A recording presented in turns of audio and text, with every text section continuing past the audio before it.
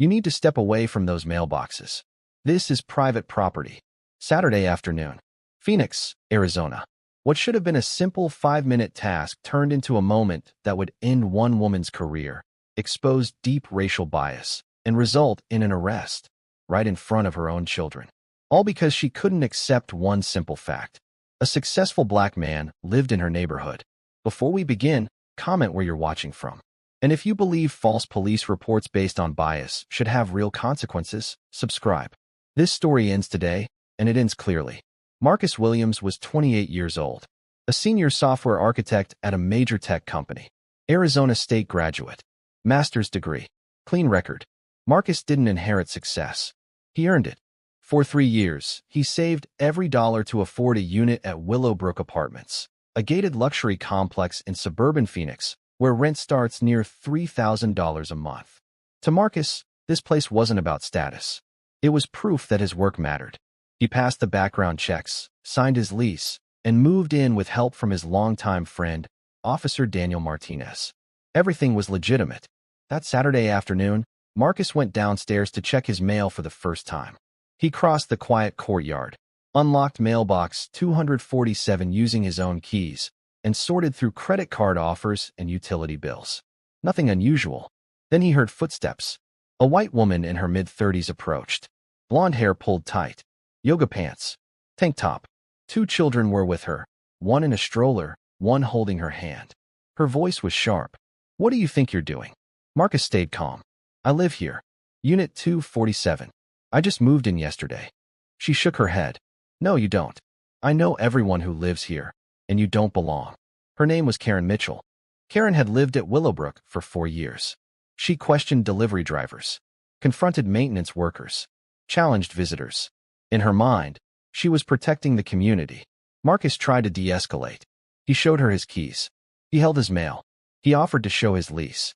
Karen refused. Anyone can fake documents. When Marcus mentioned knowing a police officer, she dismissed it. That's when Karen pulled out her phone and dialed 911. "There's a suspicious man going through our mailboxes," she told the dispatcher. "A black male, late 20s. He doesn't live here." Marcus didn't argue, didn't raise his voice, didn't leave. He knew walking away would only confirm her accusation. Instead, he texted one person. "Daniel, someone just called the police on me for checking my mail." The reply came quickly. "I'm on my way.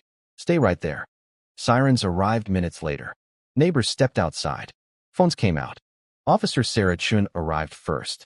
She immediately noticed something wasn't right.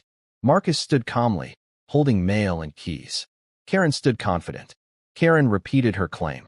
"He was acting suspicious. He doesn't belong here." Officer Chin asked a simple question. "What crime did you actually witness?" Karen hesitated.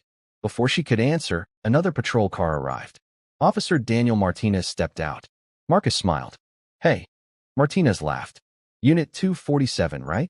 That couch almost broke our backs yesterday. Everything changed." Officer Chun turned to Karen. "You called police on a resident for checking his own mail." Karen tried to justify herself. "I was just being careful." Officer Chun responded firmly. "Ma'am, filing a false police report is a crime." Then she asked the question Karen couldn't answer. "Would you have called 911 if you were white?" Karen stayed silent. The answer was obvious. Officer Chin placed Karen under arrest. The handcuffs clicked. Right in front of her children. Neighbors recorded everything. Karen cried. Her children screamed. Marcus didn't celebrate. He stood quietly. Because this wasn't about revenge. It was about accountability. The consequences were immediate. The video went viral within hours. Karen lost her job the next day. Her arrest became public record.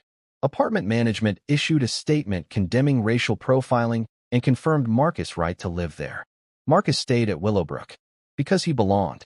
Calling police on innocent people isn't protection. It's bias. And this time, that bias had consequences. Drop a comment if you believe false police reports should never be ignored. Subscribe for more real stories that matter.